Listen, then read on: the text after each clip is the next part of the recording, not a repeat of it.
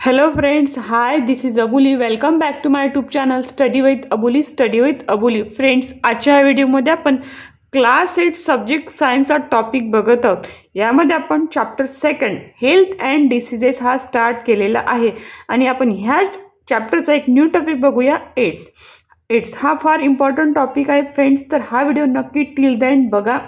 आणि ज्यांना ह्या चॅनलवरचे अजून व्हिडिओ बघायचे असतील तर त्यांनी ह्या चॅनलला नक्की व्हिजिट करा. ह्या चॅनलची लिंक मी डिस्क्रिप्शन बॉक्समध्ये ॲड केलेली आहे. आणि फ्रेंड्स, कसलाही वेळ न घालवता आपण आपल्या व्हिडिओला स्टार्ट करूया. बघा, एड्स बघायचं आहे. फर्स्टली आपण याचा लॉंग फॉर्म बघूया. ए फॉर काय आहे? A for acquired I, immuno. D for deficiency, आणि S for syndrome. म्हणजे ॲक्वायर्ड इम्युनोडिफिशियन्सी सिंड्रोम असं ह्या एड्सचं लॉंग फॉर्म आहे. आणि हा जो डिसीज होतो, हा डिसीज होतो HIV व्हायरसमुळे. कशामुळे डिसीज होतो? HIV virus. आणि HIVचं लॉंग फॉर्म आहे ह्युमन इम्युनो व्हायरस. ह्युमन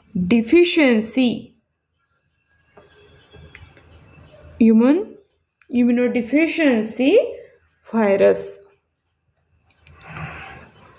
असं या HIVचं लॉंग फॉर्म आहे. हा फार खतरनाक डिसीज आहे.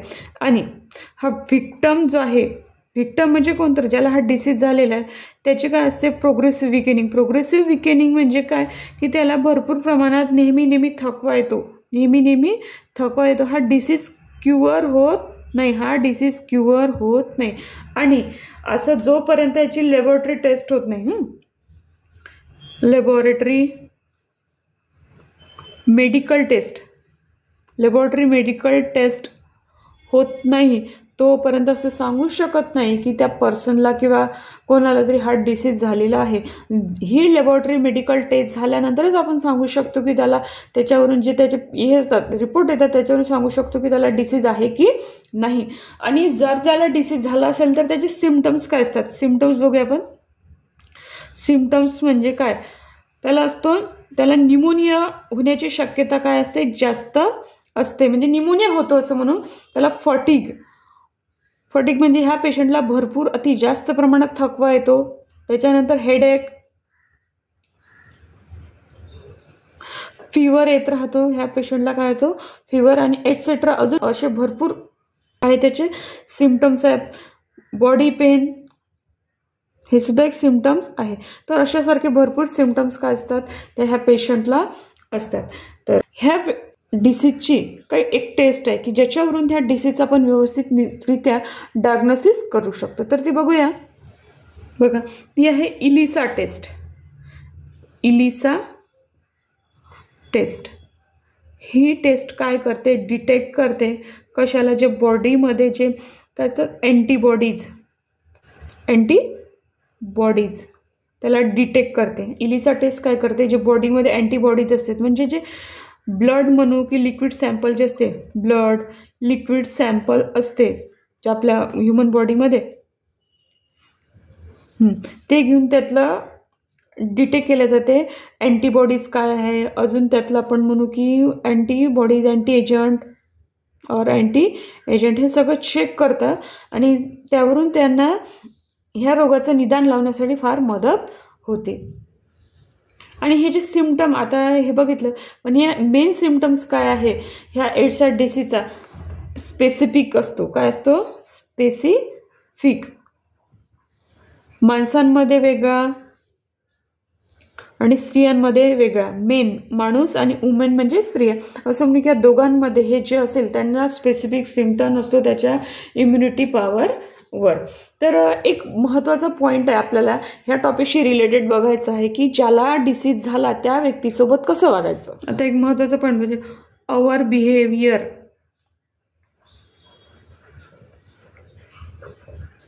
Must be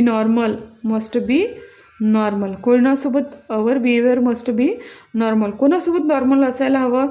HIV infected person म्हणजे ज्यांना एड्स झालेला आहे त्या व्यक्तीसोबत आपलं बिहेवियर कसं असायला हवं? नॉर्मल असायला हवं. त्याला वेगळं टाकायला नको, त्याच्याशी प्रेमाने वागायला, सौजन्याने वागायला हवं. आणि आपण म्हणतो की हा डिसीज कशाने होतो कशाने नाही, तर हा डिसीज बघा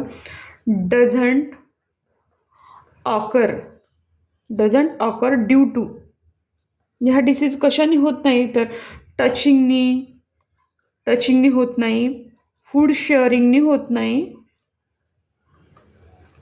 फूड शेअरिंग अँड नर्सिंग म्हणजे काय तर त्या व्यक्तीची काळजी घेणे, तब्येतीची काळजी घेणे, त्याला काही आजार झाला, त्याला काही त्रास होत असेल तर त्या सगळ्या गोष्टीची काळजी घेणे, याला म्हणतो आपण नर्सिंग. जर या तिन्ही गोष्टीमुळे एड्स कधीही प्रसारण पावत नाही. हा महत्त्वाचा फार पॉईंट होता. अजून त्यापेक्षा एक महत्त्वाचा पॉईंट आहे का हा कुठून तयार झाला, कुठून कुठे आला, तरी आपण बघणार आहोत. बघा फर्स्ट केस कुठे आढळली, ह्या डिसीजची आढळली आफ्रिकन स्पेसीज म्हणजे कोणामध्ये, मंकीमध्ये फर्स्टली हा डिसीज आफ्रिकन स्पेसीजच्या मंकीजमध्ये झालेला आहे. आणि हा डिसीज आता इंडियामध्ये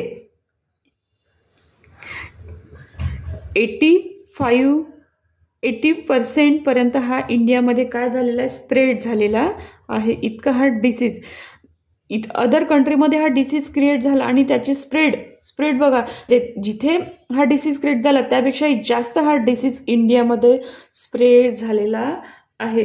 तर हा आजार होऊ नये तर याची व्यवस्थित काळजी घ्यावी.